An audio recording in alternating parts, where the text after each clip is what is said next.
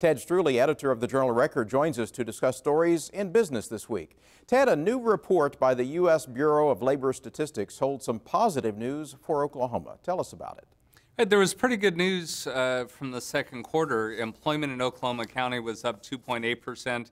In Tulsa County, it was up 1.5%. And although statewide we're well below the national average wage of $905 a week, there was some progress in that area too. So good news overall. The real story was that not only were the two big metro areas in good shape, but it was pretty much across the board throughout Oklahoma's counties. SandRidge shareholders are once again calling for changes. What's happening there? Yeah, they are. One of the big shareholders has asked for some of the same changes that Chesapeake recently enacted. They want the board all elected at once, not staggered. They don't want Tom Ward to be the chairman anymore, but SandRidge answered that, defending their position. It's got a ways to go before it plays out.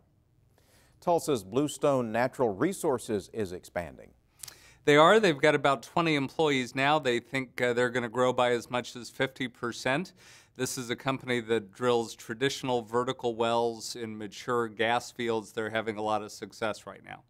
Ted, the nation's sole Native American broker-dealer is branching out. What's that story about? This is a company called NAFA Capital Markets out of Tulsa. They're doing a lot of work right now in New Mexico with tribes and tribal members. They've partnered with a Richardson, Texas firm to be able to expand those services.